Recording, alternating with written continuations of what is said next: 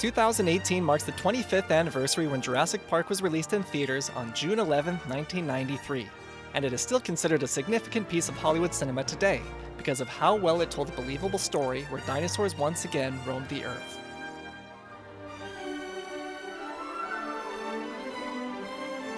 To begin our journey through the facts of Jurassic Park, let's start with how it all began.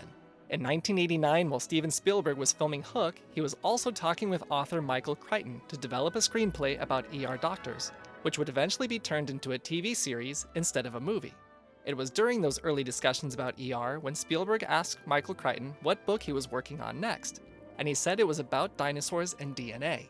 With that small tease, Spielberg was hooked, and he eventually coaxed the rest of the story out of the author and began the process to make Jurassic Park into a movie.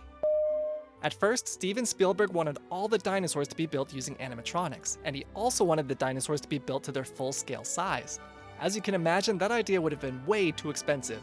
So instead, he brought in some of the biggest names in the special effects industry to find a more practical way to make the dinosaurs look real. Spielberg still wanted full-scale models for close-up shots, but he hired stop-motion animation expert Phil Tippett to produce all the wide shots of the dinosaurs when they could be seen from head to toe. Tippett's work was very impressive, but Spielberg thought the movement still needed to look smoother in order to win audiences over.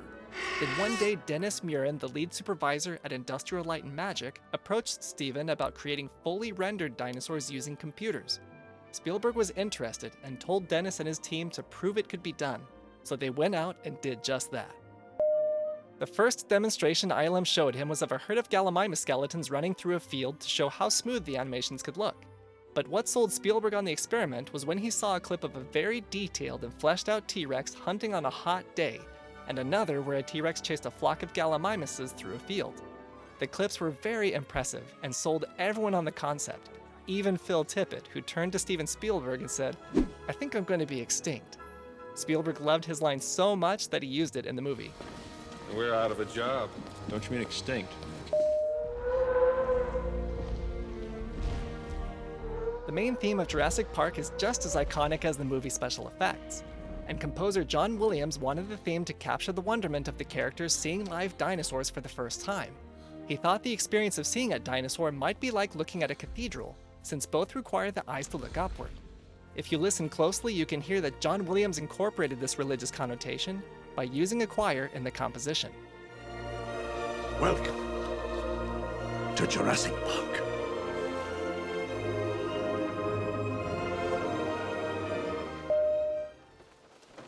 On the subject of music, Steven Spielberg was in his car blasting Earth, Wind & Fire when he noticed his rearview mirror shaking to the beat.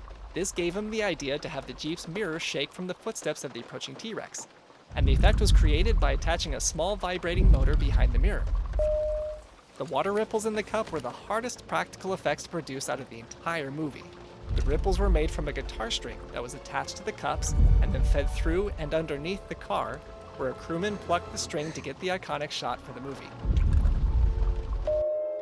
The T-Rex main road attack wasn't going to be in the rain when it was first mapped out in pre-production, but Spielberg insisted that rain be added to the scene to make the T-Rex look more mysterious and dramatic. The problem was that animatronics expert Stan Winston had already built the T-Rex when the decision to add rain was made, and the T-Rex's machinery wasn't designed to hold extra weight from the rainwater. When the T-Rex got too wet, it caused the machinery to shake, so they frequently had to stop filming to swat its skin with towels to dry it off enough to continue filming. The visual effects team weren't the only ones that had their work cut out for them. The sound designer Gary Rydstrom had what might have been the most difficult job of the film because he had to create sounds for extinct creatures without any evidence of what they sounded like. The dinosaurs' animations were going to be designed from animal behaviors, so Rydstrom went out and captured as many animal sounds as he could to use for the film. So here's a few examples of how the animal sounds were used to give life to the dinosaurs. The sound of falling redwood trees were used to create the T-Rex's footsteps.